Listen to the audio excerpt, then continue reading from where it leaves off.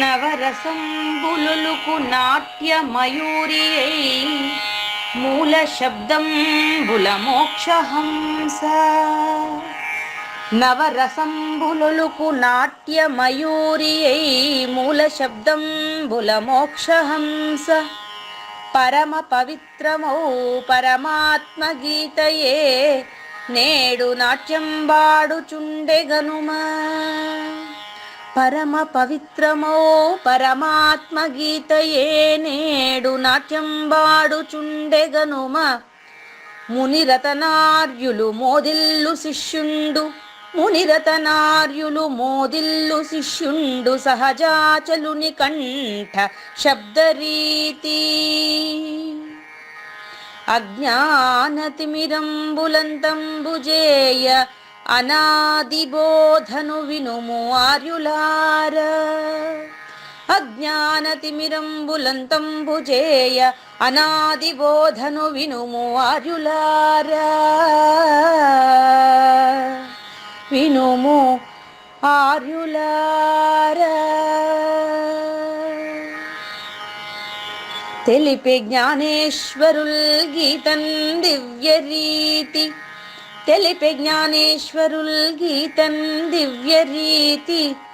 ఆణిముత్యమీ గ్రంథము అచలులార. ఆణిముత్యమీ గ్రంథము అచలులార. ఆదరించిరి గీతను అచల ఋషులు గురుని వాక్కుగా గ్రహించి గురుతుగనుడు. ఆదరించిరి గీతను అచల ఋషులు గురుని వాక్కుగా గ్రహించి గురుతుగనుడు. హరి ఓం శ్రీ గురుభ్యో నమః. ఓం నమో భగవతే వాసుదేవాయ. ఓం నమో నారాయణాయ. ఓం నమః శివాయ. ఈ గీతా జ్ఞానగణ కార్యక్రమం మొదలై నిన్నటికి 918 రోజులు అయిందండి. ఈ రోజు 919వ రోజు. ఈ గీతా జ్ఞానగణ కార్యక్రమం సంకల్పించి నిర్వహిస్తున్న శ్రీ విద్యాసాగర్ గురువు గారికి, శ్రీ వెంకటేశ్వర గురువు గారికి శ్రోతలందరి తరపున ధన్యవాదాలు, వందనాలు. ఈనాటి కార్యక్రమంలో పాల్గొన్న ఆత్మస్వరూపులైన శ్రోతలందరికీ కైవల్యాశ్రమం తరపున, అలాగే శ్రీ శివరామ దీక్షితుల వారి ఆచార్య యూట్యూబ్ ఛానల్ తరపున హృదయపూర్వక స్వాగత వందనాలు చెప్తూ గురువు గారి కార్యక్రమం ప్రారంభించమని కోరుతున్నానండి. సర్వము గురువుమయము, సర్వము గురువుమయము. భవరోగ వైద్యుడతడని తెలియుము. సకల విద్యల నిలయము దక్షిణామూర్తి అతడని తెలియుము. మూగవాణి మాటను, ఈ మూగవాణి మాటను శ్రోతలు కోటలు దాటించును. గురుకృపా సిద్ధితోనే నేనెంత ఆనందముందినాను. నిజయోగి శ్రీకృష్ణుడు నిజ భక్తుడైనట్టి అర్జునుండు. వీరి సంవాదామృతం జనుల రమణ పాలిట అమృతం. వేదవ్యాసుడు దీనిని జనుల యద వికసించునట్లుగాను మహాభారతమందున వెలిగించే కోటి సూర్యుల వెలుగుతో. నిత్య సత్య శాశ్వతమైన పరిపూర్ణంలో లేఖనే జరుగుతున్నట్లుగా మనకు తెలియబడుతున్న పవిత్రమైన శ్రీమద్ భగవద్గీత జ్ఞానేశ్వర్య జ్ఞానయజ్ఞంలో ఇవాళ 919వ రోజు, అంటే 2023 సెప్టెంబర్ 8వ తేదీ. మరి 16వ అధ్యాయంలో మనకు 9 సుగుణాలు పూర్తయినాయి. మరో 3 సుగుణాలు నేర్చుకోవడానికి ముందుగా కృష్ణ ప్రభువుల 26వ కంద పద్యంతో శ్రోతలందరికీ సాదర స్వాగత సుమాంజలి. శ్రీ గురుభ్యో నమః. శ్రీమద్భాగవత కృష్ణదేశిక ప్రభులు రచించిన 292 కందార్థ దరువులు సంపూర్ణంగా జ్ఞానయజ్ఞంలో రోజుకొకటి చొప్పున వ్యాఖ్యానించబడిన విషయం శ్రోతలకు విదితమే.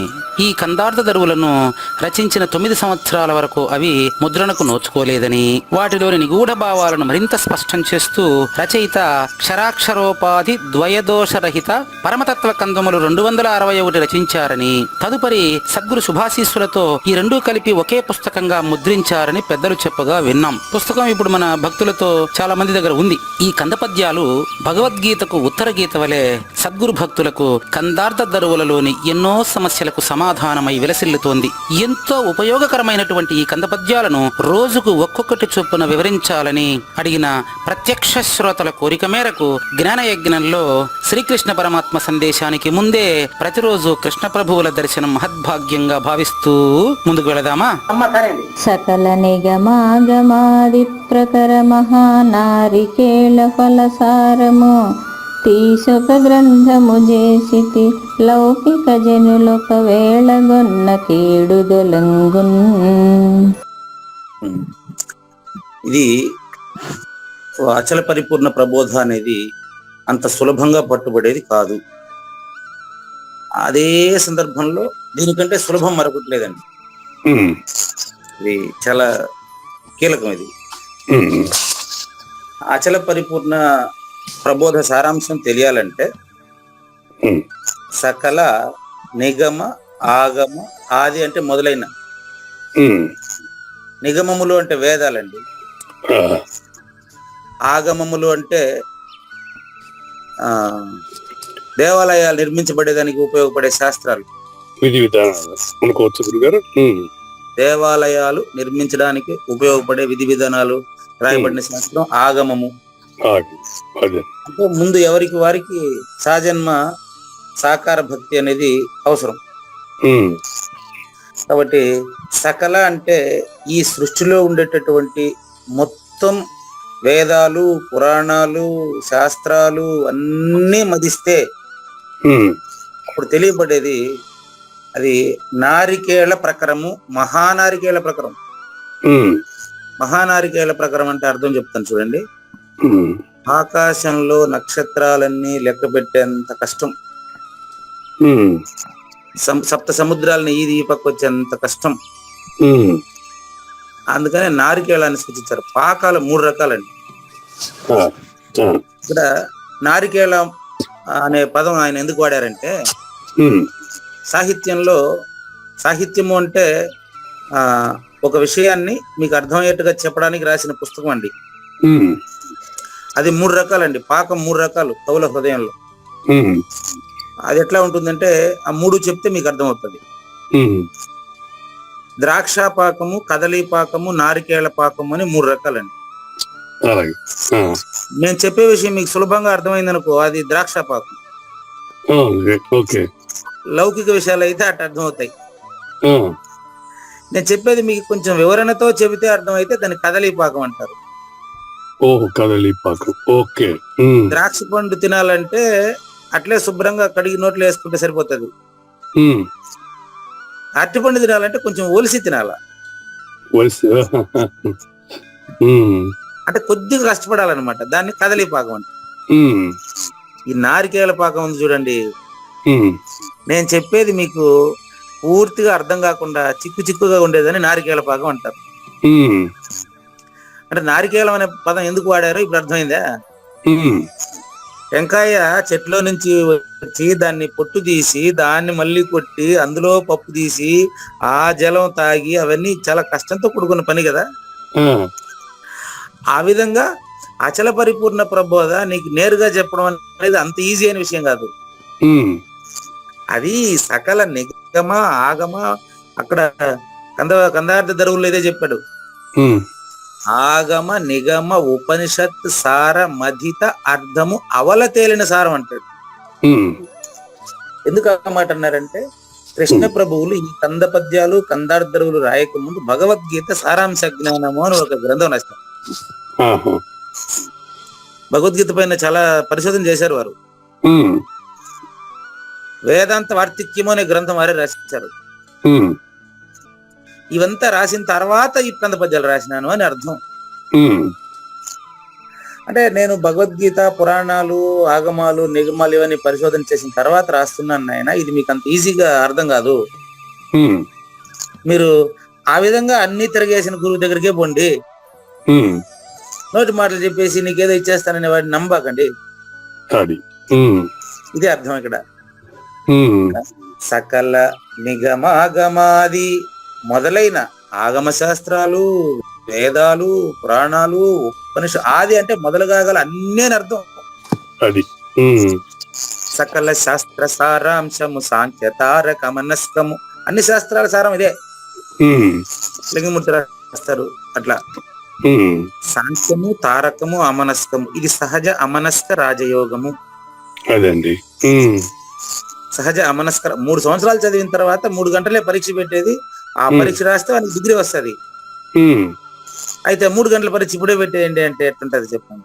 ఉమ్, ఉమ్, కుదరదు. 3 సంవత్సరాలు కంపల్సరీ చదవాలి. ఉమ్, ఎగ్జామ్ కూడా కూర్చోవాలి 3 గంటలు. అవునండి. 3 ఏళ్ళు గడవకపోయినా కాదు, ఉమ్, గడిచిన తర్వాత పరీక్ష రాయకపోయినా కాదు. ఉమ్, అట్లా ఆగమ నిగమోపదేశ సారాల పరిశీలించినటువంటి వాళ్ళని అవగాహన చేసుకోవాలంటే మీరు కూడా కొంచెం శాస్త్రం తిరిగేయాలి. ఉమ్, తిరిగేసి అప్పుడు గురువు గారు చెప్పిన దానికి మీరు శాస్త్ర దృష్టిలో సరిపోవాలి. ఉమ్, ఇప్పుడు కోర్టులో వాదించే లాయరు అన్ని చెప్తాడు, పలానా సెక్షన్ కోర్టు నెంబర్ చెప్తాడు. ఉమ్, అవునండి. ఐపీసీ పలానా సెక్షన్ ప్రకారం ఇతనికి శిక్ష విధించవచ్చు, అప్పుడు జడ్జి రాసుకుంటాడు. ఉమ్, అట్లా గురువు గారు చెప్పేది శాస్త్ర ప్రమాణానికి కరెక్ట్ గా ఉండాలన్నమాట. ఉమ్, అది ఉందో లేదో మీకు కూడా కొంచెం శాస్త్ర పరిజ్ఞానం ముందే ఉండాలి కదా. ఉండాలండి. ఉమ్, అందుకని ఇప్పుడు మీరు ఇక్కడికి జ్ఞానయజ్ఞానికి రాకముందు మీరు ఏదేదైతే పరిశీలించారో, ఏదైతే పాటలు పాడారో, అన్నమయ్య కీర్తనలు పాడారో, అవన్నీ ఇక్కడ ప్రమాణం అయిపోయినాయి. ఉమ్, ముందు మీరు పాట నేర్చుకునే క్రమంలో ఎక్కడెక్కడ పాడారో వాటిలో ఉండే మాటలన్నీ ఇక్కడ అర్థాలు వచ్చేసాయి. ఉమ్, అట్లా ముందే మీకు పరిశోధన చేసి ఉండడం వల్ల ఉమ్, ఇక్కడ మీకు అది సులభం అవుతుంది. అది అదే చెప్పడం. ఇప్పుడు మొదట్లో ఆయన అయింది చూడండి. ఉమ్, ఎన్నో రకాల శాస్త్రాల్లో ఉండేటువంటి విషయమంతా క్రోడీకరిస్తే అది చెప్పేదానికి కాదు. అందు నారికేల పాకం. ఉమ్, అన్ని తెలిసిందనుకోండి, ఉమ్, అన్ని తెలియడం వేరు, నేర్చుకోవడం వేరు, దాన్ని నేర్చుకోవడం అదొక ఎత్తు అండి. ఉమ్, నేర్చి అయింది. ఇప్పుడు నేను నేర్చుకుంటా ఉండ 918 రోజులుగా చెప్పేదానికే నేర్చుకుంటా ఉండ ఇంకా కూడా. ఉమ్, కాబట్టి ఈ నారికేళ పాకాన్ని మీకు నేను సులభంగా చేశాను. ఉమ్, ద్రాక్ష పాకమే ఈ గ్రంథం. ఉమ్, చూడండి, వేదోపనిషత్తుల సారాన్ని సేకరించడం టెంకాయ ఎంత కష్టమే. ఉమ్, కానీ నేనేం చేశాను, ఆ సారాంశాన్ని అంతా తీసి ఒక గ్రంథం చేసేసాను. ఉమ్, సింప్లిఫై చేసి రాశాను.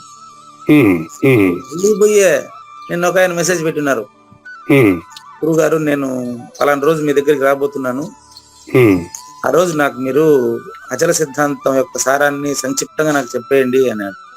ఉమ్, సరే చూద్దామండి రండి అని చెప్పిన. మళ్ళీ కింద ఒక మాట అన్నాడు, ఉమ్, అది శిక్షావల్లి కూడా నేర్చుకోవాలి అంటాడు.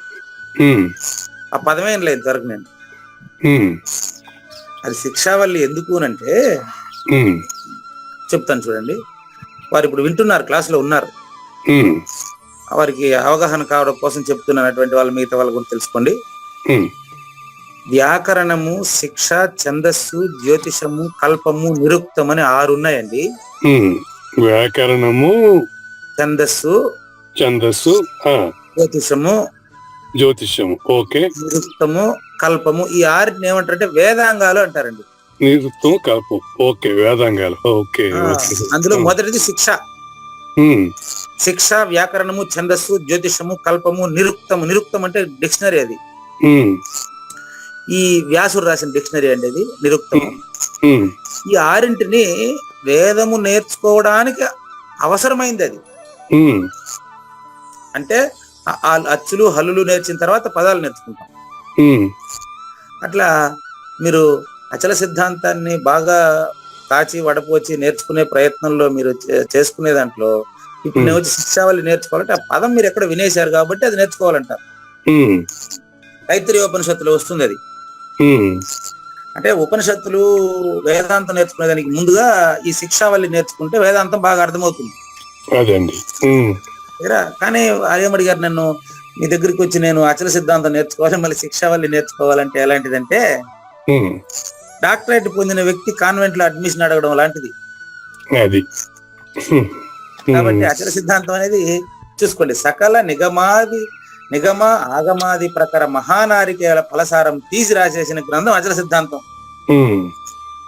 ఇక్కడికి వచ్చేసిన తర్వాత మళ్ళీ అవన్నీ అవసరం లేదు మీకు, డైరెక్ట్ ఇది. ఒక గ్రంథం చేశాను, లౌకిక జనులు అనే పదానికి అర్థం చెప్తానండి.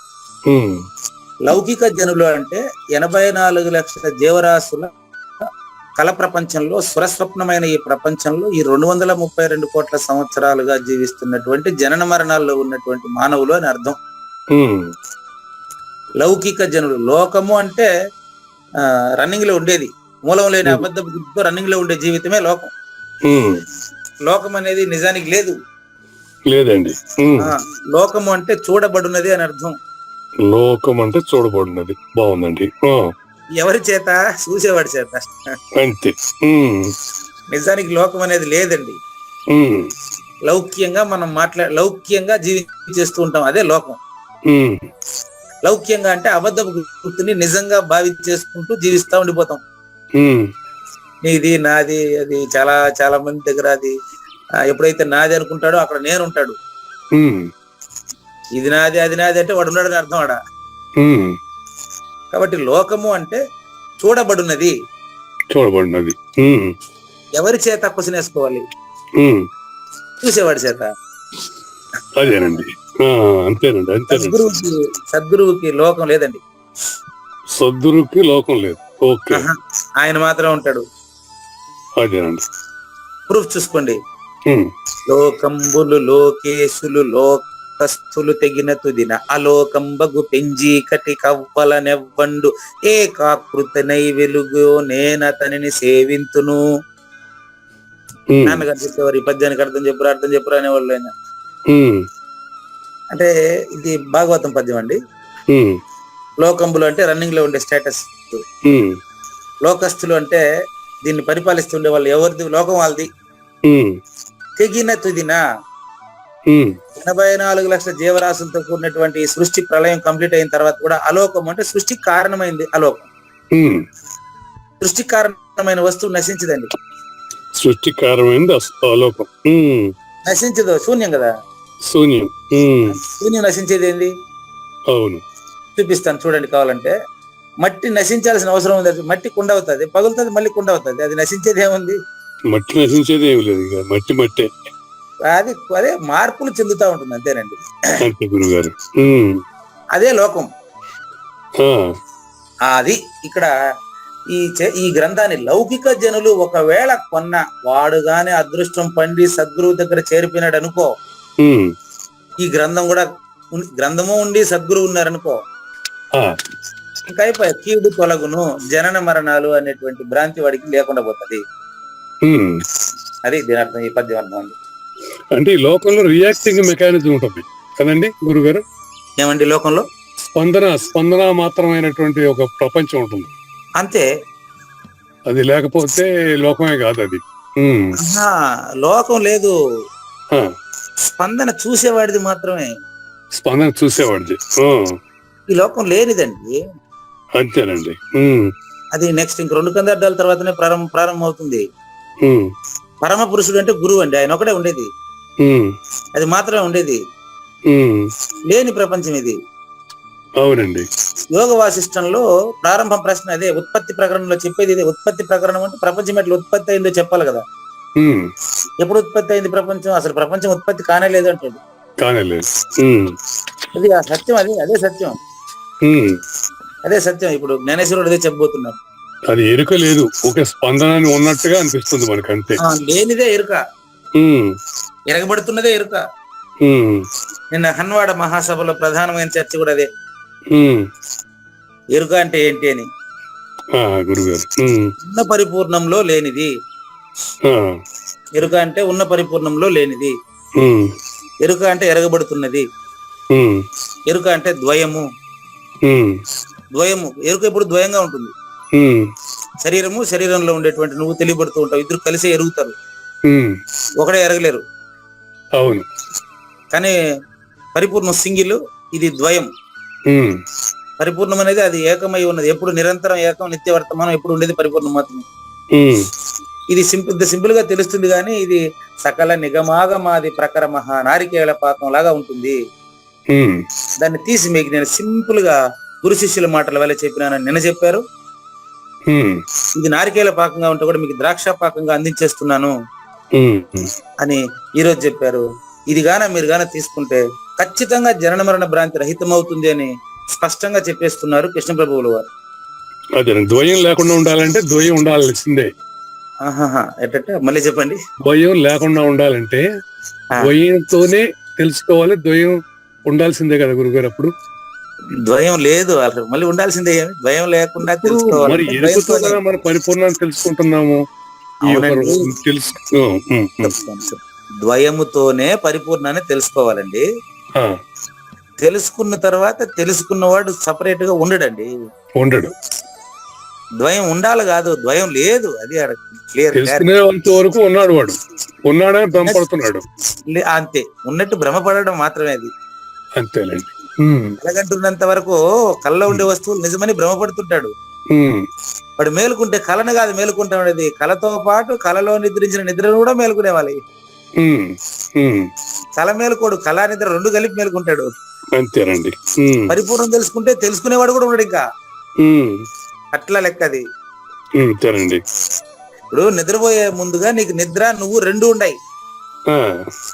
నేను నిద్రపోవాలి అంటే నిద్ర నీకంటే వేరుగా ఉంది. అవునండి. నిద్రపోయిన తర్వాత నువ్వు నిద్ర వేరు వేరా?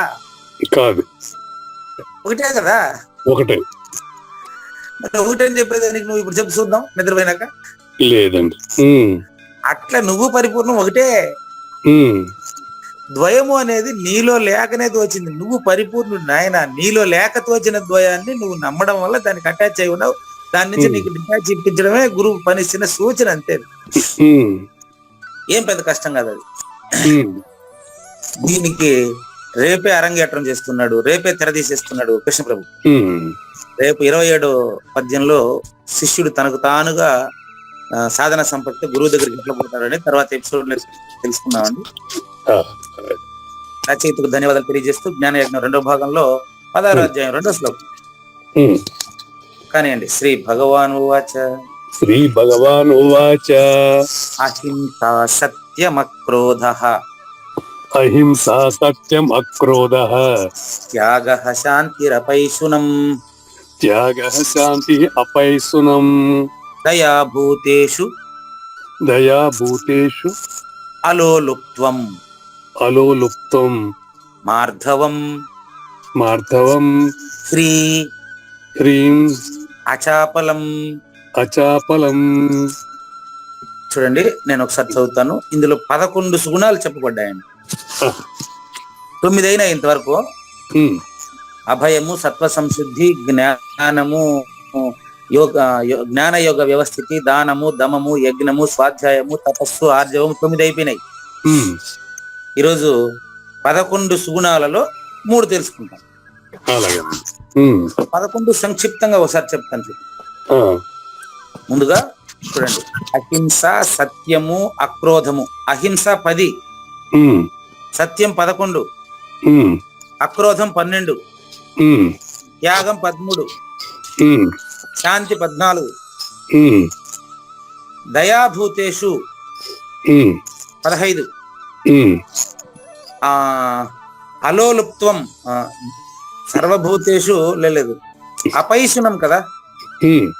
శాంతి తర్వాత అపైశునం 15, దయాభూతేషు 16, అలోలుప్త్వం 17, మార్ధవం 18, హ్రీ అనేది 19, అచాపలం అనేది 20. ఇట్లా ఇందులో మొత్తం 11 దైవీ గుణాలని అల్లారండి. వీటి ఒక్కొక్కటి విడివిడిగా చెప్తాను చూడండి. ఈ గుణాలన్నీ కూడా మనకు సంపద, ఒక దైవీ సంపదగా తెలుస్తున్నాయి కాబట్టి ఇది మామూలు అర్థంలో తీసుకోరాదు. అహింస అంటే ఏంటి? త్రికరణ శుద్ధిగా ఎవరిని హింసించకపోవడం అహింస. త్రికరణ శుద్ధిగా. మాట చేత గాని, ఉమ్, సైగ చేత గాని, ఆ, చేష్ట చేత గాని, ఆ, మనసు చేత గాని, ఆ, నిజానికి దీన్ని చూస్తే ఇంకొకరికి కలిగించేది కాదు. ఇది నీకు ఆ భావమే లేకుండా ఉండాలని అర్థం. ఉమ్, ఇది పరిపూర్ణుడికి మాత్రమే సాధ్యం అండి, అంత ఈజీగా. ఉమ్, పరిపూర్ణుడికి ఇంకొకరి కీడు తలపకుండా ఉండేటువంటి మనసు ఎవరికి ఉంది అంటే అది అనుభవించిన ఆ అనుభవంలో ఉండే వాళ్ళకే తెలుస్తుంది, వేరే వాళ్ళకి అంటే తెలుస్తుంది. అది ఎవరికి కీడు చేయని వాడు అహింసావృతుడు. ఉమ్, పరిపూర్ణుడు ఒక్కడే ఎవరికి కీడు చేయకుండా ఉండేవాడు.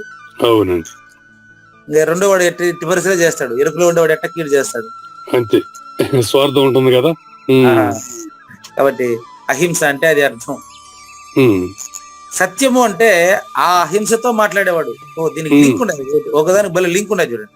ఉమ్, సత్యము అంటే అతను ఇంకా అబద్ధం చెప్పలేడు. ఉమ్, అంటే ఇప్పుడు ప్రపంచాన్ని నిజంగా చూపించలేడు, వాడి వల్ల కాదు. ఉమ్, ఎంత క్లారిటీ ఉంది తెలుసా ఈ సత్యం అనే దానికి. ఉమ్, సత్యం అంటే సత్యము అసత్యముల్లో సత్యం కాదండి, ఉమ్, నిజము అబద్ధము అనేటువంటి అర్థంలో సత్యం కాదండి. ఉమ్, ఏదైతే అది మాత్రమే ఉందో అది తెలిసి మాట్లాడేవాడే సత్యవ్రతుడు. ఉమ్, చాలా ఇంపార్టెంట్ ఈ సత్యం అనే పదానికి. ఉమ్, ఇప్పుడు ఆయన మనసులో పూర్తిగా సహజ అమనస్క రాజయోగి అయి ఉన్నాడు అనుకోండి, ఉమ్, నువ్వు ఎంతవరకు ఏం చెప్పినా ఏం మాట్లాడినా ఆయన ప్రపంచం లేనిదిగానే భావించి ఉంటాడు గనుక నీ ఎఫెక్ట్ ఆయన పైన ఉండదు గనుక ఉమ్, అతను నీ మీద ఎఫెక్ట్ చూపించడు, ఉమ్, అతను నీ పైన ప్రభావం చేయడు. ఉమ్, నువ్వు అతని దగ్గరకు వచ్చి అతన్ని చూసి అతని మాటలను చూసి నువ్వే మారిపోయి నువ్వే వెళ్ళిపోయి నీ ప్రవర్తన నువ్వు అస్పర్శయోగం చేసుకుంటావు అంతే. ఉమ్, అది అక్కడ అర్థం.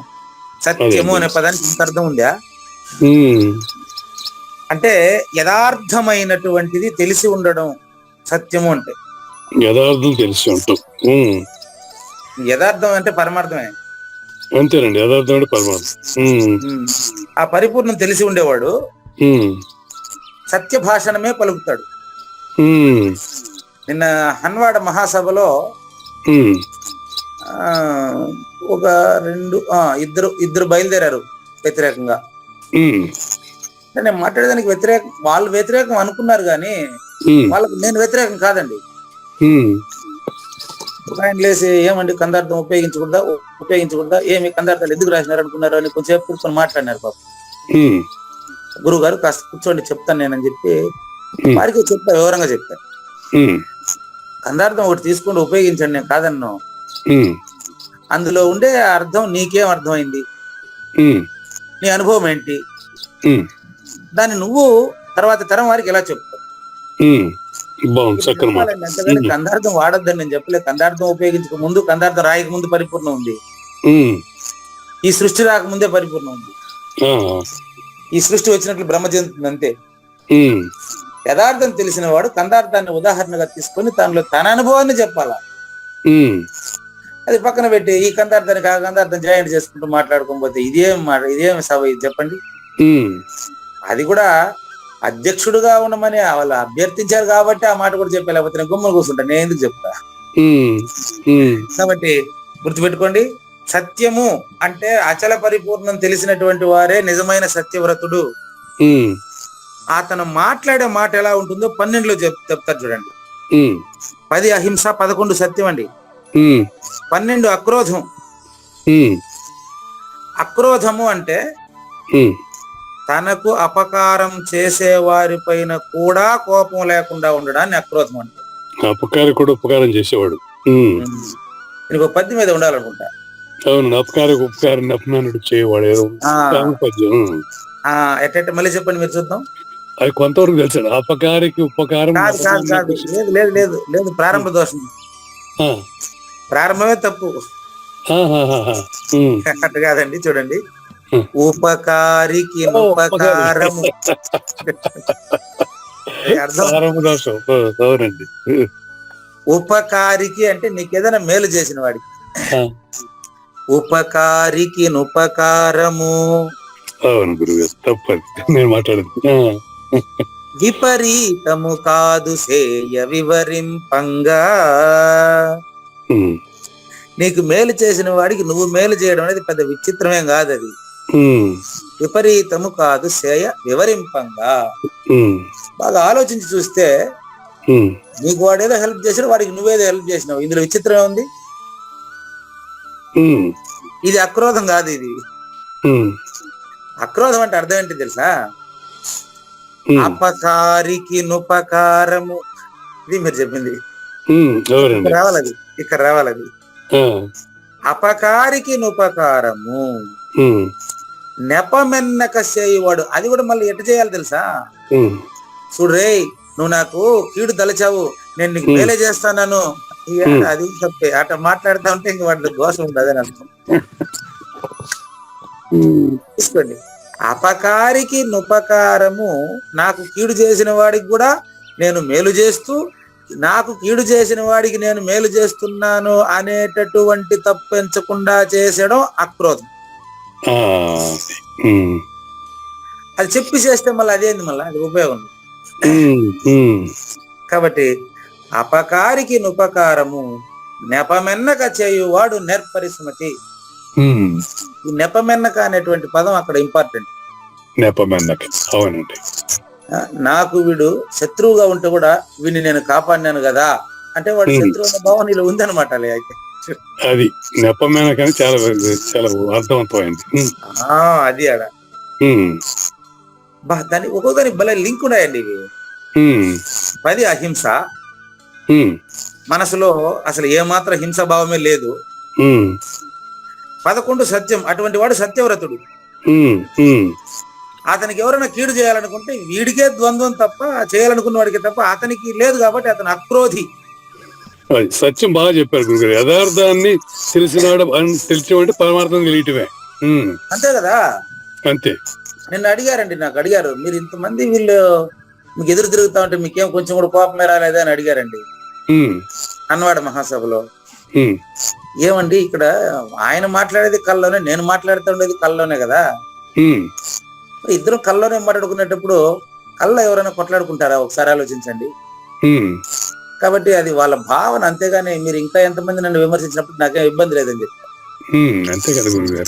విషయం ఏంటంటే, కలవారికి మేలు కలోగలవారికి జాగ్రత్త వైరము కలదా. కలగంటున్నాడు, కల్లో ఉండేవాడు మేలుకు ఉండేవాడు కళ్ళ కొట్లాడుతున్నాడు అనుకో, వాడే పక్కనుంటే వాడికి వీడికి ఏం కొట్లాట నిజానికి లేదు. అది కలగనే వాడి దోషం, అంతే. గుర్తుపెట్టుకోండి. అట్లా నేను మాట్లాడేదానికి వ్యతిరేకం మాట్లాడాలి అని ఎవరైనా ఇబ్బంది పెట్టి నన్ను ఆపేసే ప్రయత్నం చేశారనుకోండి, వాళ్ళు కలలోని వారే. వాళ్ళ మీద నేనే కోపడాల్సిన అవసరం లేదు కదా. ఎందుకంటే వాళ్ళు కూడా పరిపూర్ణలే, పాపం కళ్ళలో ఉన్నారనుకుంటున్నారు, కళని నిజం అనుకుంటున్నారు కాబట్టి వాళ్ళు కోపడుతున్నారు, అంతే.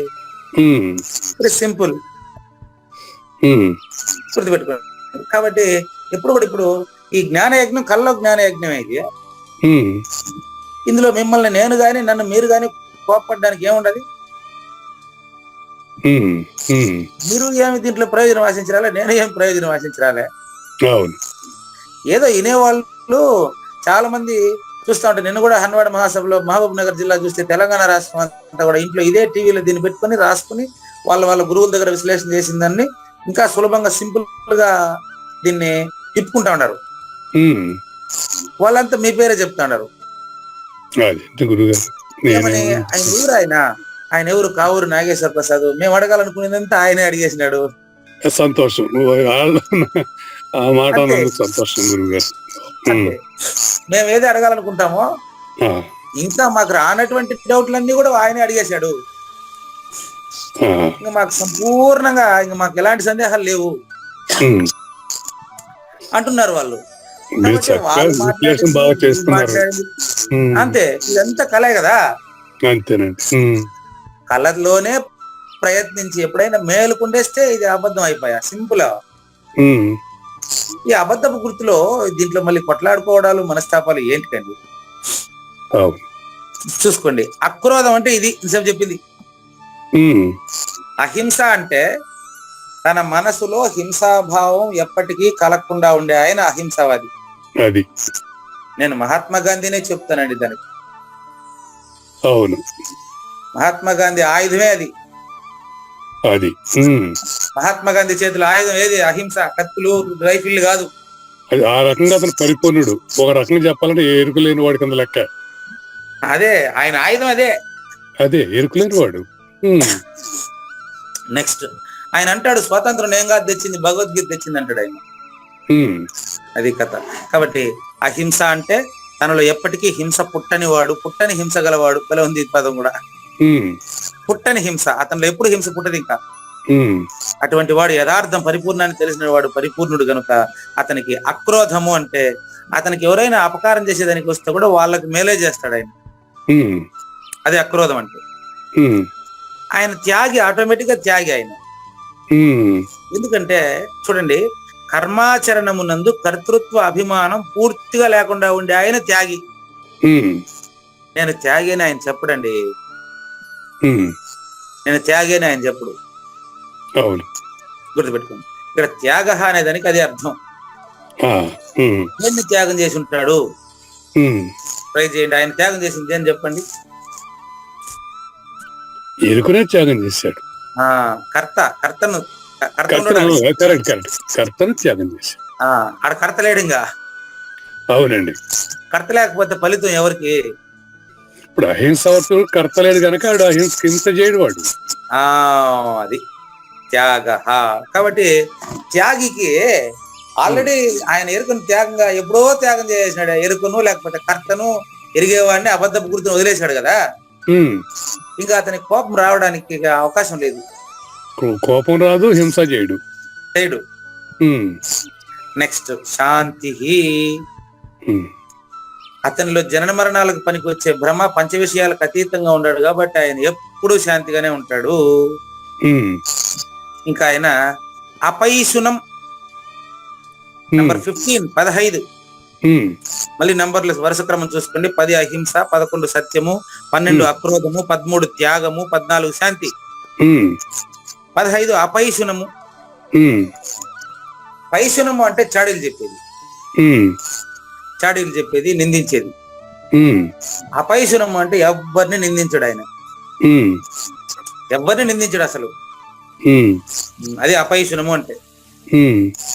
నెక్స్ట్ భూతేషు దయ. ఒకే అక్షరం కూడా వదలలేదు చూసుకోండి. దయా భూతేషు అన్నాడు కదా. భూతేషు దయ, సర్వభూతముల ఎడ దయ. ఇక్కడ ఇంపార్టెంట్. సర్వభూతముల ఎడ దయ అంటే నేను సీమను చంపను, నేను పురుగును చంపను, అది కాదు దయ. మన సీమను చంపుకుంటా ఉంటాడు కానీ హత్యలు చేపిస్తాడు, అది దయ లేదు. దయా భూతేషు అంటే సర్వభూతములను పరిపూర్ణంగానే చూస్తాడని అర్థం. ఒక ఆకును కూడా పరిపూర్ణంగా, అది కూడా ప్రాణే, ఒక ఆకును కూడా పరిపూర్ణంగానే చూస్తాడు. అందరినీ సమంగా. ఒక పువ్వును కూడా పరిపూర్ణంగా, గడ్డి కూడా పరిపూర్ణంగా మొలుగుచేదానికి సందు లేకుండా ఉంది కదా అది. అటువంటి పరిపూర్ణుడు ఇంకా అతనికంటే రెండోది లేదు. అవునండి. అతను విభజించాడు, రెండోదిగా విభజించి ఏది ద్వయమే చేయడు ఆయన. ఓ రకంగా చెప్పాలి, అందరినీ తనగానే చూస్తాడు అంతే. కాబట్టి ఇక్కడ భూతేషు దయ అనేది 16, 15 అపైశునం అండి. కొండెములు చెప్పుట అంటే ఇతరుల పైన చాడీలు చెప్పేది పైశునము. ఎవరిపైన నింద వేయకుండా ఉండడం అనేది అపైశునం. తర్వాత భూతేషు దయ, సర్వభూతముల యందు దయ కలిగి ఉంటాడు. ఇప్పుడు 15 అయిందండి, 16 ఇది అయింది. 17 అలోలుప్త్వము. అలోలుప్త్వము ఇంద్రియ సంయోగము ఉంటే కూడా, అంటే అతని ఇంద్రియాలకు రుచి తెలుస్తుంది, నొప్పి తెలుస్తుంది, అతని శరీరానికి అంతా ఉంటాయి.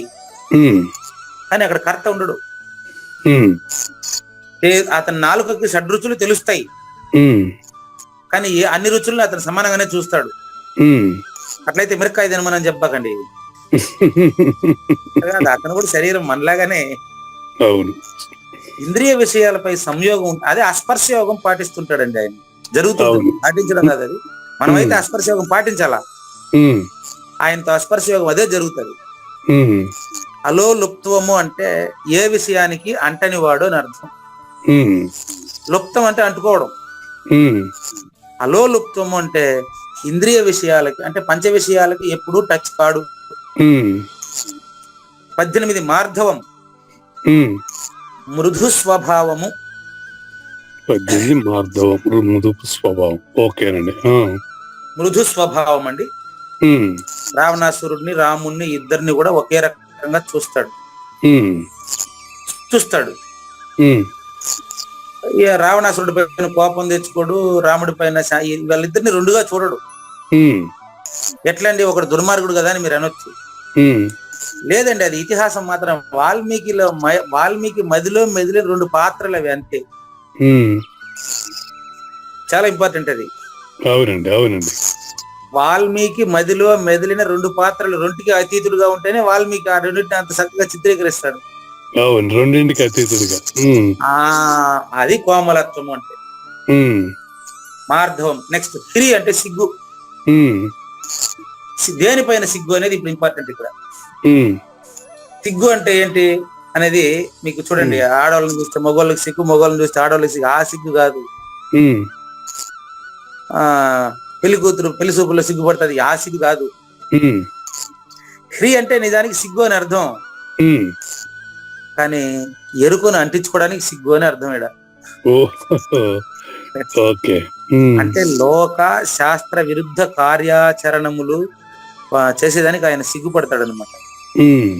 అదే విషయం. అంటే ఆయన పరోపకారం తప్ప, అంటే పరోపకారం ఇదం శరీరం, అతని శరీరం ఇతరులకు ఉపయోగపడడానికే ఉంటుంది తప్ప అతను శాస్త్ర విరుద్ధమైనటువంటి కార్యక్రమాలను ఏది కూడా దాని జోలికే పోడనమాట. శాస్త్ర విరుద్ధ కార్యక్రమాలని, సంఘ వ్యతిరేక కార్యకలాపాలని చేయడానికి సిగ్గుపడుటాన్ని ఫ్రీ అంటారు. అది 19. ఫ్రీ అంటే అది అర్థం. ఇప్పుడు గురుగారు ఇక్కడ హిరీం అని ఉంటుంది కదా మంత్రం, దానికి సంబంధం లేదుగా? లేదు లేదు లేదు. ఓకే గురుగారు, ఇది విసర్గం ఇచ్చారు హ్రీహి అని. అవునండి, ఈ హ్రీ అని ఉంది. హ్రీం హి, అక్కడ రా హ్రీ రచాపలం అని రా ఉంది కదా, అక్కడ విసర్గం లోపించి రా పెట్టారు కలపడానికి, అంతే. పదవి విభజనలో హ్రీహి విసర్గం ఉంటదండి. అది హ్రీం. హ్రీం, అవును అవును. ఇది హ్రీహి, అవును. దాని దీనికి సంబంధం లేదు. సంబంధం లేదు, రైట్. మరి మంత్రహీనం, క్రియాహీనం, భక్తిహీనం, జనార్దన, అది విషయం. మంత్రాలంతా ఇక్కడ అవసరం లేదు. అచల పరిపూర్ణ ప్రబోధలో అవి సూచన వాక్యాలు మాత్రమే, మంత్రాలతో పనే లేదు ఇక్కడ. హ్రీ అంటే సిగ్గు అని అర్థమేడా. దేనికి సిగ్గు అంటే సమాజ వ్యతిరేకమైనటువంటి శాస్త్ర విరుద్ధం. అంటే మానవుడు అందరికీ తెలుసు ఏది తప్పు ఏది ఒప్పు అని. అతని మనసులో వ్యతిరేకమైన ఆలోచనే రాదు ఇంకా. అది సిగ్గుపడటం అంటే. హ్రీ అంటే సిగ్గు, అది 19. లాస్ట్ 20 అచాపలం. నిజానికి అశరీరుడు అని అర్థం అచాపలం అంటే. అచాపలం అంటే ఆయన ఏం పని చేస్తున్నప్పటికీ, అంటే అతను ధర్మంగా నడుచుకుంటూ ఉంటాడండి. ధర్మ విరుద్ధంగా ఏది చేయడు. 19వ లక్షణంలో వచ్చేసింది, ధర్మ విరుద్ధమైన పని చేయడు. ధర్మంగా నడుచుకుంటూ ధర్మానికి అతీతంగా ఉండడమే అచాపలం. కానీ ఇక్కడ గురుగారు చిన్న డౌట్. ఇప్పుడు హిరీహి అని ఉంది కదా, హిరీహి. ఇప్పుడు ఇక్కడ పాయింట్, ఇప్పుడు నువ్వు తప్పు చేస్తున్నావు అని నాకు తెలుసు గురుగారు, కానీ నేను తప్పు చేయడంలో ఉన్న ఉద్దేశం అసలు ఎందుకు, దానికి కారణం ఏమై ఉంటుందంటారు? తప్పే చేయడు అంటున్నాను కదా, మళ్ళీ చేసినాక ఉద్దేశం మళ్ళీ పరిపూర్ణుడు చేయడు గురుగారు. నాలంటాడు ఒకడు ఉండడు, వాడు ఎరుకుని అంటించుకోకూడదు. శాస్త్ర విరుద్ధం అని తెలిసి కూడా, ఈ తప్పు ఉప్పు అని తెలిసి కూడా అది చేయటానికి ఏది ప్రేరణ చేస్తుంది అతను? వాటిలో ఉండే అబద్ధపు గుర్తే, ఆ జన్మ సంస్కారాలు, సంచితం ఆగామి ప్రారంభం, అంతే. కర్మలే దానికి కారణం అవుతున్నాయి, అంతేనండి. మరి అటువంటిప్పుడు అట్ని మార్చుకోవటం ఎలా సాధ్యం అవుతుంది? సద్గురువుని ఆశ్రయించు. సద్గురు ఒక్కడే తీయగలుగుతాడు అది. అది నువ్వు ఆశ్రయిస్తే, అది ఆయనలో తీయలేడు, అది మనం ఆశ్రయిస్తే. అర్జునుడిలాగా ఆశ్రయించాలి, దుర్యోధనుడిలాగా ఉండకూడదు అని అర్థం. అది ఓకే ఓకే అండి. ఆశ్రయించాల్సిందే. ఏం చేద్దాం, ఇప్పుడు రావణాసురుడు పక్కన ఉంటే కూడా విభీషణుడు రాముడి పక్క వచ్చేలే, మరి రావణాసురుడు కూడా రావాల్సిందే ఎప్పటికైనా. ఇప్పుడు ఇతను ఆశ్రయించలేదు, అతను ఎవరు మన దుర్యోధనుడు కృష్ణుని ఆశ్రయించలేదు, అంటే ఆశ్రయించాలి అంతే. అర్జునుడు ఆశ్రయించాడు. అదే చక్కగా చెప్పారు. అట్లా ఆశ్రయించాలండి. ఇప్పుడు ఈ యొక్క మొత్తం 20లో 9 పూర్తయింది. 10 నుంచి 20 వరకు 11 సుగుణాలు మనం ఇప్పుడు ఎక్స్ప్లెయిన్ చేసినాం. ఇంకుండేటువంటి 16 నిమిషాల్లో 3 నేర్చుకునేద్దాం. మనకి 3 జ్ఞానేశ్వరి చెప్పేటువంటిది. అహింస అంటే సింపుల్ గా ముగిస్తారు ఆయన. జగత్తును సుఖవంతమునర్చు తలంపుతో మాత్రమే, అంటే తన వల్ల ప్రపంచానికి ఎక్కడా కీడు జరగదు. అచల పరిపూర్ణుడు వల్ల ప్రపంచానికి కీడు జరగదండి. జగత్తుకు అచల కీడు జరగదు పరిపూర్ణుడు వలన, ఖచ్చితంగా జరగదు. ఆ తలంపుతో శారీరక, వాచక, మానసిక త్రికరణ శుద్ధిగా వ్యవహరించుట అహింస అంటారు. ఇది అశరీరుడికి మాత్రమే సాధ్యము. ఇది అహింస అంటే అర్థం. అంటే త్రికరణ శుద్ధిగా అతను ఎవరికి కీడు చేయడు. ఎందుకంటే ఒక కీడు చేయాలంటే ముందు మనసులో బయలుదేరాలి కదా. ఒక ఎగ్జాంపుల్, ఇప్పుడు మీరు ఒక డౌట్ అడగాలనుకుంటే ముందు మనసులో మీకు అది ఫామ్ అయితేనే కదా దాన్ని అడుగుతారు. అవునండి. అదే ఒక కీడు చేయాలంటే ముందు మనసులో అనుకున్న తర్వాతనే కదా కార్యరూపానికి వస్తుంది. అంతే అంతే. వాడు మనసులోనే భావించడు. ఇప్పుడు మీరు నన్ను ఎన్ని ప్రశ్నలైనా వేయండి, మిమ్మల్ని తీసుకొని పోయి మళ్ళీ మిమ్మల్ని పరిపూర్ణుడుగానే నిరూపిస్తాను నేను. అది నాకు సహజం అయిపోయింది. అట్లా అతని వల్ల మీకు ఎట్టి పరిస్థితుల్లోనూ అతని వల్ల మీకు ఇబ్బందే కలగదు. దాన్ని అహింస అంటారు. అది నెక్స్ట్ సత్యం. అటువంటి అహింస అంటే ఎవరిని ఇబ్బంది పెట్టిన వాడు సత్యవ్రతుడు అని చెప్పాను మీకు. 11వ నెంబర్ సత్యం అండి. ఇప్పుడు ఇక్కడ నుంచి సత్యం చూసుకోండి. ఇప్పుడు చంద్రుని ప్రకాశం ఎంత తేజవంతంగా ఉన్నప్పటికీ దాంట్లో ఎవరు కాలిపోరు. అది ఎంత అందరికీ చల్లదనాన్ని ఇస్తుంది. అవునండి. గురువు గారు ఒకసారి కఠినంగా మాట్లాడినప్పటికీ అది నీకు నిజాన్ని తెలియజేయడం కోసమేనని గ్రహించాలి. అంతే, చంద్ర ప్రకాశంలో ఎవరు కాలిపోరు. అందరికీ అది శీతలన్నే ఇస్తుంది. అంతేనండి. తేజవంతముగా గల మాట అయినప్పటికీ గురువు గారు ఎప్పుడైనా కొద్దిగా అచల పరిపూర్ణ గురుమూర్తి కొంచెం గట్టిగా మాట్లాడినప్పటికీ అది నీ మీద వెన్నెల కురిపించడమేనని నువ్వు గమనించాల. అది విషయం, మెయిన్ ఇంపార్టెంట్. అది శీతలముగా నుండే మాటను సత్యము అంటారు. చూసినంత మాత్రముననే రోగమును నివారించునట్టిని అంటే ఎగ్జాంపుల్స్. భక్షించుటకు చేదుగా ఉండనట్టి ఔషధమే ఎక్కడైనా లభించేటప్పుడు సత్యంతో సమానముగా పోల్చి చెప్పదగిన వస్తువు మరెక్కడ లభించగలదు చెప్పండి. బాగా గమనించండి. చూసిన మాత్రాన్నే రోగాన్ని నివారించేది, తినేదానికి సులభంగా చక్కెర కూడా కలిపి ఉండేటువంటి ఔషధము లభించినప్పుడు బాగా గమనించండి. సత్యముతో సమానముగా పోల్చదగి చెప్పదగిన వస్తువే లేదు, రెండోదే లేదు ఇంకా. అవునండి, అవును. దానికి ప్రత్యేకంగా ఔషధం లేదు. ఇప్పుడు శారీరక రోగానికంటే ఇట్లంతా తయారు చేసి ఇవ్వాలి మీకు. అటువంటి ఔషధం అచల పరిపూర్ణానికి లేదండి. అంతే. ఇప్పుడు సత్యవ్రతుడు ప్రత్యక్షంగా ఉన్నప్పుడు మనకి చాలా ప్రసాదత కలుగుతుందని కారణం ఇదే. అది సద్గురువుని చూసి సద్గురువు యొక్క సాంగత్యంలో నువ్వే నీ ప్రవర్తన మారిపోతుంది. సత్యవ్రతుడి దగ్గర ఉండే ప్రభావం, శక్తి అటువంటి అట్ట వస్తుంది. అంతేగాని ఇప్పుడు మాత్ర తిన్నట్టుగా రోగం పోగొట్టుకున్నట్టుగా కాదు ఇది. ఆయన బోధ వల్ల, ఆయన సాంగత్యం వల్ల నువ్వు ఆటోమేటిక్ నువ్వు పరిపూర్ణని తెలుసుకోవాలంతే.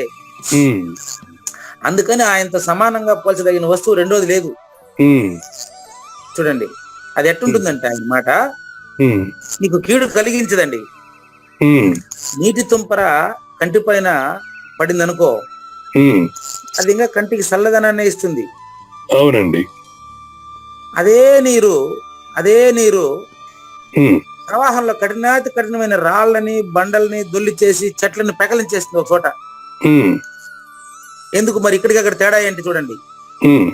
అచల పరిపూర్ణుడి మాట నీటి కంటిపైన నీటి తుంపర కలిగించే హాయిగా అట్టుంటది, అట్లాంటి కలిగిస్తుంది నీకు. అది కాకుండా అదే మాట కానీ దుర్మార్గుడి నోట్లో నుంచి వస్తే అదే నీటి ప్రవాహం, అదే నీళ్ళే కదా చెట్టుని పెకలించేది కూడా. అట్టుంటది పరిపూర్ణుడికి, మరి మిగతా వారికి తేడా అట్టుంటది అనమాట. కాబట్టి అచల పరిపూర్ణుడు ఒకవేళ నిన్ను కఠినంగా మాట్లాడితే కూడా అది నీ కంటి రెప్ప పైన ఉండేటువంటి నీటి బిందువు కనుగుడ్డుకి చల్లదనాన్ని కలిగించినట్లు నీకు మంచి చేస్తాది. అంతే కదండి, వాయువు నీరు ప్రచండంగా మారితే హాని చేస్తాయి. అట్లా అనమాట. నెక్స్ట్ ఇదే విధంగా భ్రమ మరియు మోహాన్ని పూర్తిగా తెంచివేసేదానికి ఇనుము వలె కఠినమైనదై ఉండి కూడా చెవులకు మధురాతి మధురముగా ఉంటది. వినేటప్పుడు ఆ చెవులు దానిని ప్రాశనమనర్చుచూ పోతుందా అన్నట్లు ఉంటది అనమాట. ఎట్లంటే తన సత్యత్వ సామర్థ్యము చేత బ్రహ్మతత్వాన్ని కూడా స్పష్టీకరించినది ఆయన మాట. అది ఎట్లంటే ఇప్పుడు వయోలిన్ లో ఇనుపు తీగలే ఉంటాయి, కానీ అది దాన్ని వాయించినప్పుడు మనసుకు ఒక రకమైన ఆనందం కలుగుతుంది. ఆ విధంగా మనిషి నీలాగానే ఉంటాడు, గురువు కూడా నీలాగా శరీరంతోనే ఉంటాడు, తింటాడు, వింటాడు, నిద్రపోతా ఉంటాడు. కానీ అతని నుంచి వచ్చేటువంటి మాట నీకు ఖచ్చితంగా దాన్ని బాగా ఆలోచించి చూస్తే నీకు మేలే కలిగిస్తుంది, నీకు జన్మరహితాన్నే సూచన చేస్తుంది. అది దాని అర్థం అడ. బాగుందండి. కాబట్టి ఇది సత్యముగాను, ప్రేమగాను, మధురముగాను, ఎవరిని మోసగించకుండా ఉండేది గాను, సత్యమైనటువంటి గాను ఉండేటువంటి మాట ఏదైతే ఉందో ఆయన మాట్లాడేటువంటి మాటే సత్యము. అట కాకుండా ఇప్పుడు వేటగాడు గానం చేస్తాడు, వాడి దగ్గర ఫ్లూట్ తో ఊతాడు, అది వాడి ఇనుపు తీగలే ఉండదు. ఇప్పుడు దీంట్లో అయితే ఇనుపు తీగలు ఉంటాయి. నిజానికి వేటగాడు గానం చేసేది చెవులకు బాగా ఇంపుగానే ఉంటుంది, కానీ వేటగాడు చేసే గానంలో ఉద్దేశం ఏం తెలుసా? జింక ప్రాణాలు తీయడం. దాని సత్యం అనరు, అది ఒక ప్రాణం తీసేదానికి వచ్చినటువంటి గానం అది. అట్లా అగ్ని శుద్ధి కార్యమును అతి చక్కగా చేసినప్పటికీ ఇట్లా చేయట్లో అగ్నిలో ఏదేసినా అది కాలుస్తుంది, అది బూడిదగా చేస్తుంది. అట్లా చూడండి. అదే విధంగా చెవులకి మధురంగా ఉన్నప్పటికీ అర్థము వలన హృదయమును ప్రక్కలు మొత్తం ముక్కలు ముక్కలుగా చేస్తుంది. అది సుందరమైన మాట అనిపించుకోదు అది. అవునండి. తేనె పూసిన కత్తి అంటారు ఇట్లాంటివి కొన్ని. అప్పుడు అనే మాట కనపడదు, మాట వింటమే గానీ అది మాత్రం చాలా చాలా బాధిస్తుంది ఇటువంటి. ఒక మనిషి నవ్వుతూ ఒక మాట మాట్లాడతాడు, దానివల్ల ఎన్నో కాపురాలు కూలిపోతాయి. అవునండి. వాడేం బాగానే మాట్లాడుతూ ఉంటాడు, వాడి నిండా విషయమే. అట్లా ఉండదు గురువు గారు మాట్లాడే మాట. అది చెప్తున్నాడు చూడండి. అట్టి దాన్ని దుష్ట రాక్షసి వాక్కు అనే చెప్పాల. అంతేనండి. వాడు ఇప్పుడు కృష్ణ పరమాత్మ చేతిలోనూ ఫ్లూట్ ఉంది, వేటగాడి చేతిలోనూ ఫ్లూట్ ఉంది. ఆయన మురళి అంటారు దాన్ని. అవునండి. వీడి దగ్గర ఉండే ఫ్లూట్ జింక ప్రాణం తీసే ఆయుధం అది. అట్లా తేడా చూసుకోండి. ఇప్పుడు ఈ మాట శూన్యంలో ప్రవహించేదే, కాకపోతే అది ఆ యొక్క ప్రవహించేదైనా కూడా దాంట్లో ప్రభావం మాత్రం శక్తివంతంగా ఉంటుంది. అది నెగిటివిటీ అది ఉపయోగించేవాడిని బట్టి. అది కానీ అట్లాగే చూడండి, బాలుడు ఏదైనా అనిష్టము మరియు లజ్జాజనకము అయిన పని చేసినప్పుడు అది ఎట్లా ఉంటుందో ఎగ్జాంపుల్ చెప్తున్నాడు. ఇప్పుడు నేను చెప్పిన దానికి మళ్ళీ ప్రూఫ్ కూడా చెప్తాడు ఆయనే. కొంతమందికి ఇప్పుడు నేను చెప్పింది పోలిక సరిపోయిందో లేదో అని సందేహం వచ్చుంటది.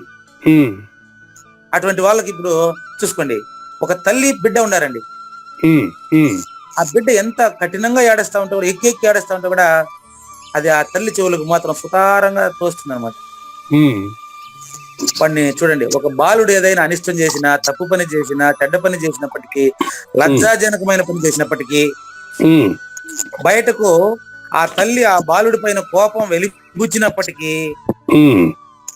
ఆ కోపంలో తల్లికి బిడ్డ పైన ప్రేమ ఎక్కువ ఉంటది. ఆ ప్రేమ ఎట్లుంటుంది తెలుసా? అతని పోషణలో పుష్పముల కంటే కోమలంగా ఉంటుంది ఆ తల్లి హృదయం. ఆ బిడ్డ మీద తల్లి హృదయం పువ్వు కంటే కోమలంగా ఉంటది. స్వరూపం వలె, మరి తల్లి యొక్క స్వరూపము వలె చెవులకు వినుటకు అతి సుఖవంతంగా ఉండకపోయినప్పటికీ ఆ బిడ్డకు మాత్రం అత్యంత మేలు కలిగించేదై ఉంటది. ప్రూఫ్ చెప్తారు చూడండి. ప్రూఫ్, తన బిడ్డ నాశనం అయిపోవాలని ఏ తల్లి అనుకుంటదా? కానీ ఒరే నువ్వు నాశనం అయిపోతావురా అని తల్లి బిడ్డను ఎన్నోసార్లు అని ఉంటది.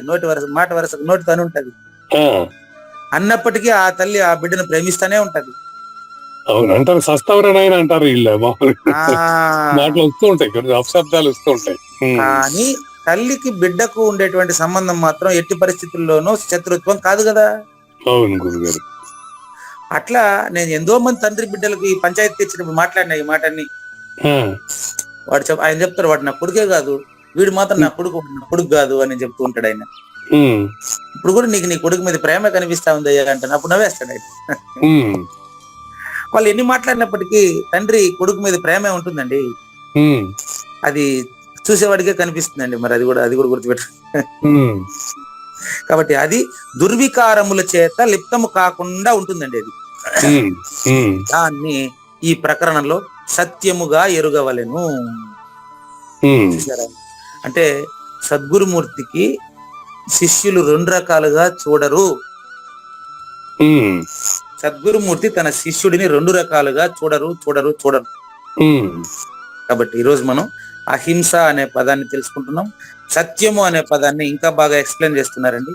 ఉమ్, ఇంకా సత్యము అనేది ఇంతవరకు వచ్చింది చూసుకోండి.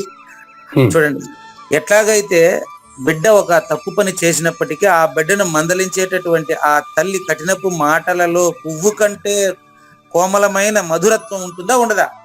ఉంటుంది గురుగారు. ఉమ్, అదే విధంగా గురువు కొన్నిసార్లు బిడ్డకు తన శిష్యుడికి బుద్ధి చెప్పేటప్పుడు ఏమైనా కఠినంగా మాట్లాడితే కూడా ఆ శిష్యుని జన్మరాహిత్యానికే మాట్లాడుతున్నాడని గ్రహించాలి.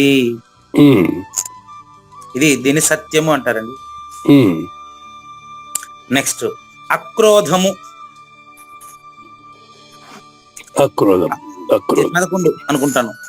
ఆ, 10 అక్రోధము. అహింస అండి. అక్రోధం 12 అండి. అవును, 10 అహింస, సత్యం 11. ఆ, ఇప్పుడు అక్రోధము అనేది 12. 12 అండి. 12 నేను నోట్ చేసుకుంది.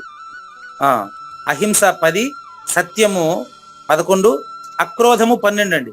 ఉమ్, అవును. అక్రోధం గురించి చెప్తారు గురువు గారు. ఉమ్, జ్ఞానేశ్వరి వివరణ చూడండి. ఉమ్, ఇప్పుడు రాతి యందు ఎంత నీరు చల్లినప్పటికీ ఉమ్, దాంట్లో నుంచి మొలక రాదు. రాతి మీద నీరు మొలక రాదు. ఉమ్, రాళ్ల మీద నీళ్లు చల్లితే మొలక వస్తుందా? రాదండి.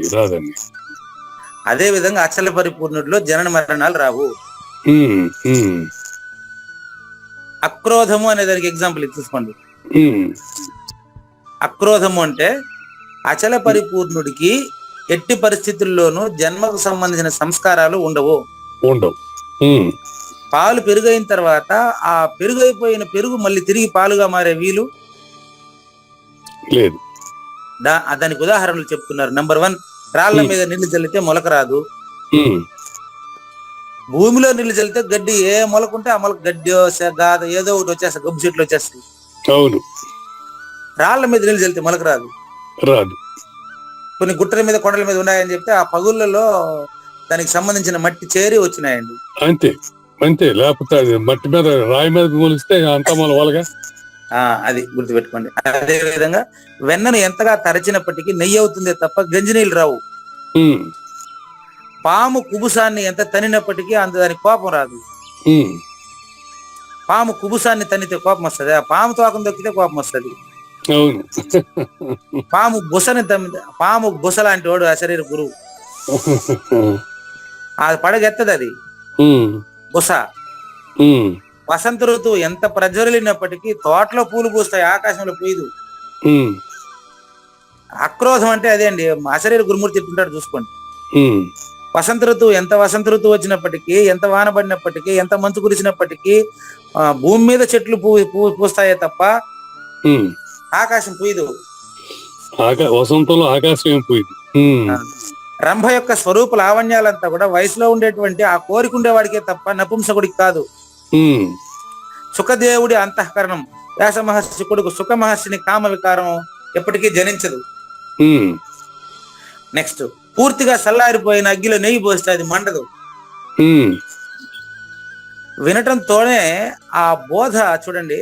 బాలకునకు కూడా కోపము జనించినట్టు ఎన్ని మాటలు చెప్పినప్పటికీ కావూరి నాగేశ్వర ప్రసాద్ గారు స్వయంగా బ్రహ్మదేవుని పాదాల పైన పడినప్పటికీ మరణించిన జీవుడు మళ్ళీ లేచి నిలబడ్డాడు కదా. లేదు, మరణించిన జీవుడు మళ్ళీ లేచి నిలబడ్డు. అదే విధంగా రాగములు ఎప్పటికీ ఉత్పత్తము కాకుండా ఉండే మానసిక స్థితిని అక్రోధం అంటారు. ఇది అక్రోధం అనే దానికి ఇది అర్థం అండి.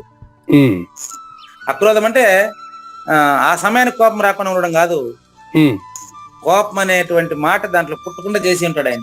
పుట్టకుండా అది అదండి, అది అక్రోధం అంటే. మిగతా చూడాలి తర్వాత ఎపిసోడ్ లో చూద్దామండి. అలా గురుగారు. లేనిది లేదు లేదు, ఉన్నది లేకపోవుట లేదండి, ఈ గొప్ప మర్మమంతా మీ వలన తేటగా తెలిసెనండి.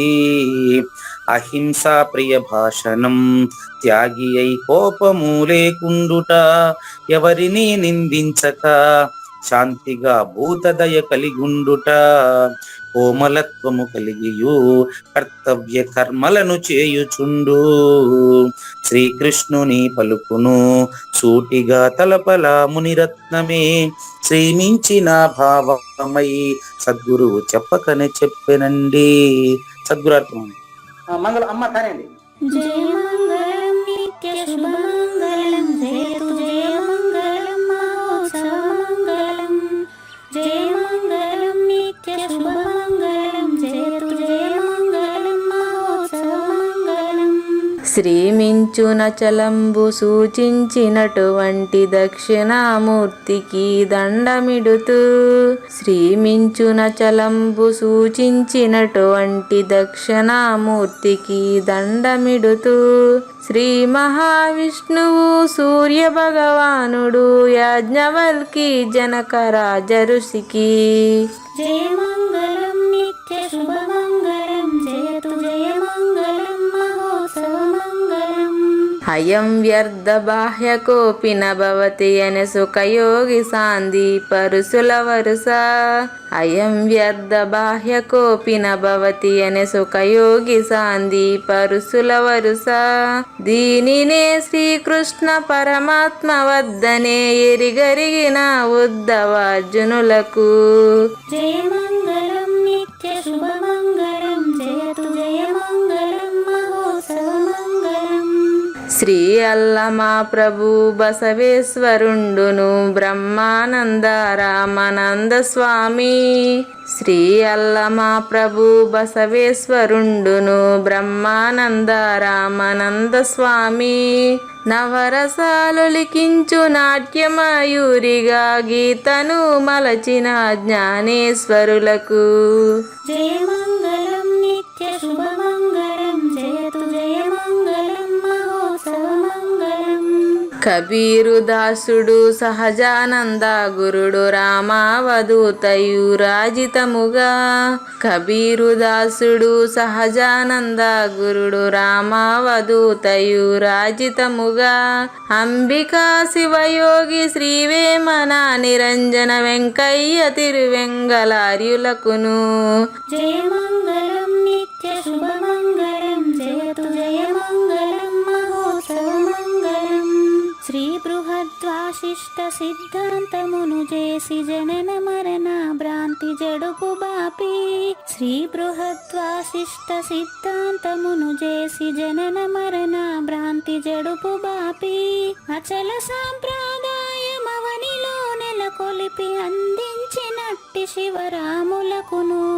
జయ మంగళం నిత్య శుభమంగళం, జయతు జయ మంగళం మహోత్సవ మంగళం. మెప్పైన బోధల తిప్పలు బాపిన అప్పయ్య మంత్రియు అచల గురులు, మెప్పైన బోధల తిప్పలు బాపిన అప్పయ్య మంత్రియు అచల గురులు, పరశురామ సీతారామ స్వామి ప్రభులు నరసింహ యోగి గురువర్యులకును. జయ మంగళం నిత్య శుభమంగళం, జయతు జయ మంగళం మహోత్సవ మంగళం. కంద కందార్థముల నందించి బృందముకు రంది బాపిన కృష్ణ ప్రభువునకును, కంద కందార్థముల నందించి బృందముకు రంది బాపిన కృష్ణ ప్రభువునకును, పలుకులా కందనిది పరబయలు ఇది అని పలికిన ఫీల్కాన లక్ష్మణునకు. జయ మంగళం నిత్య శుభమంగళం, జయతు జయ మంగళం మహోత్సవ మంగళం. ఫీల్కాన లక్ష్మణుల ప్రియ శిష్యవర్యుండు అవధూతయని పేరావనియందు, ఫీల్కాన లక్ష్మణుల ప్రియ శిష్యవర్యుండు అవధూతయని పేరావనియందు పాఠాలు నేర్పించి పీఠాలు ఏర్పరచి శంఖబాపిన వెంకటేశ్వర వదూతకు జయమంగళం నిత్య శుభమంగళం జయతు జయమంగళం మహోత్సవమంగళం. బట్టబయలున ఎరుక పుట్టనే లేదని బాలాజీ సింగు ఈ కీలు తెలిపే బట్టబయలున ఎరుక పుట్టనే లేదని బాలాజీ సింగు ఈ కీలు తెలిపే మూలమూలేనట్టు ఎరుకేమి లేదని తెలియజెప్పిన మునిరత్నమార్యులకును జయమంగళం నిత్య శుభమంగళం జయతు జయమంగళం మహోత్సవమంగళం. నరస్వప్నము వంటి సురస్వప్నమిది అని పరిపూర్ణ దర్శినిని ప్రకటపరచి నరస్వప్నము వంటి సురస్వప్నమిది అని పరిపూర్ణ దర్శినిని ప్రకటపరచి సహజాచల రాజయోగి సద్గురు కృపచ సాంప్రదాయక గురుల సరసన జేరే జయమంగళం నిత్య శుభమంగళం జయతు జయమంగళం మహోత్సవమంగళం. నిష్కల్మషానంద నిజ గురుని శిష్యుండు లింగమూర్తి లిపిని పొందుపరచి నిష్కల్మషానంద నిజ గురుని శిష్యుండు లింగమూర్తి లిపిని పొందుపరచి కార్వేటి నగరము పురవాసుడైనట్టి పూజారి వెంకటేశునకంకితం విధి జయమంగళం నిత్య శుభమంగళం జయతు జయమంగళం మహోత్సవమంగళం. జయమంగళం నిత్య శుభమంగళం జయతు జయమంగళం మహోత్సవమంగళం. జై సద్గురు ప్రభు మహారాజ్ కి జై. జై గురుదేవ్ అండి. శ్రోతలందరి తరపున వెంకటేశ్వర గురుగారు ధన్యవాదాలు చెప్తూ శాంతి మంత్రం. పూర్ణమదః పూర్ణమిదం పూర్ణాత్ పూర్ణముదచ్యతే పూర్ణస్య పూర్ణమాదాయ పూర్ణమేవా అవశిష్యతే. ఓం తత్సత్. ఓం శాంతి శాంతి శాంతి. హరి ఓం. న తద్భాసయతే సూర్యో న శశాంకో న పావకః యద్గత్వా న నివర్తంతే తద్ధామ పరమం మమ.